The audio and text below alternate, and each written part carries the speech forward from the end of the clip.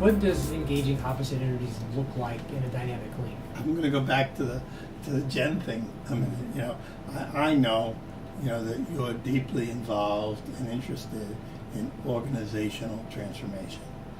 And in my head, when I think of that, again, my blue collar head, I think of business. And I know when you say organization, you mean all kinds of organization. Yeah. But again, I think business, and that's what the part of me was saying. No, this book is not about business, and I wanted that other piece. And Jen's story came in that way, but there was an opposite energy between you and I at that time. Okay.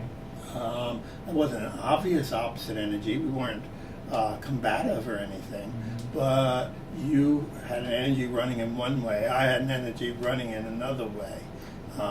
And when they came together, we had magic.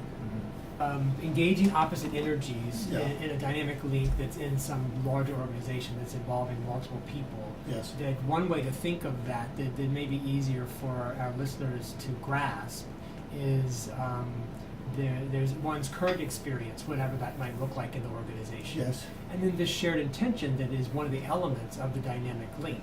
That shared intention is an intention that isn't yet present in the organization, whatever that might be. Correct. So just by introducing an intention, we're engaging opposite energies. Absolutely. That's why you'll see. I mean, once you really start looking at this, you'll see that we're engaging opposite energies in so many different ways that they almost become hard to name. And this brings a consciousness or a greater awareness to that rather than... Well, it's a difference between engaging opposite energies and having them in conflict with one another. Okay. Because to me, that's the big difference, is that we're accustomed to having different experiences be in conflict with each other, as if we can only have, only one is good. But what this does, it begins to create a whole consciousness where multidimensionality and many different experiences can exist and all be good.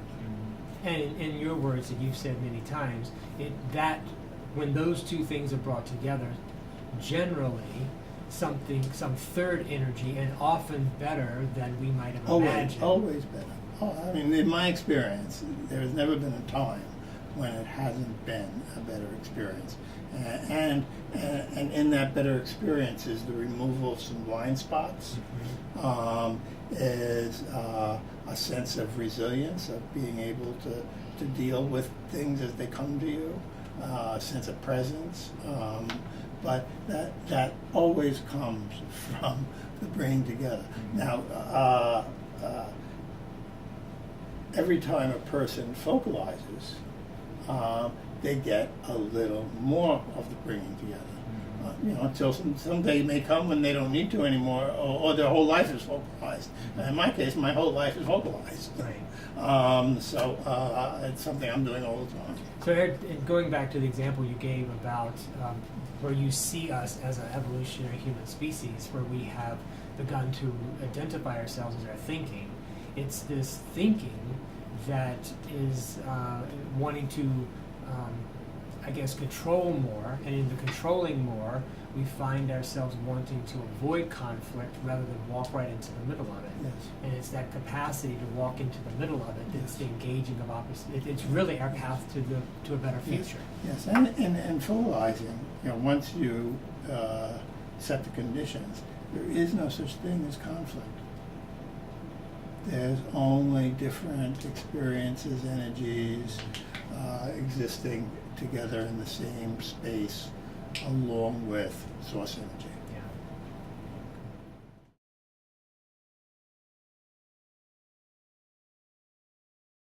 On the individual level, first and foremost, as one learns a new sense of relaxation in their own body and being, they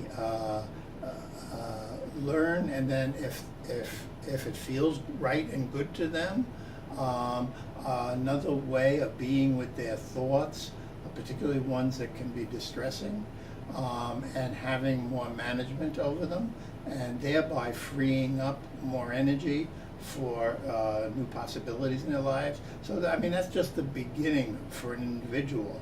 I've never seen a person leave a focalizing session without a sense of awe. So then go into dynamic linking. Of course, we have a whole kind of expanded. This is where we can get more bandwidth again. In dynamic linking, it's the opportunity to come together. And wait, so far the way I've seen it work is people only engage it when they're really in trouble, a group or so forth, or they're trying to form. Or they don't, the situations that the world's presenting at the moment, they are totally stymied with. They don't know a way out. Focalizing is great for that. Because when people come out of their everyday way of thinking and allow source energy to be part of the resolution process, and blind spots fall away, all of a sudden something they could not find a way out of or through or a new way of doing becomes available to them. One of the things that focalizing has the potential to do, and I'll go back to the early roots of some of this technology, like the 12-step programs that have no hierarchy and no structure, but yet have survived and thrived for almost 100 years now. Just because people have linked together energetically for a common purpose. So if that can happen in that particular area, it can happen in so many areas having to do with our happiness, the way we support ourselves in our lives, the way that we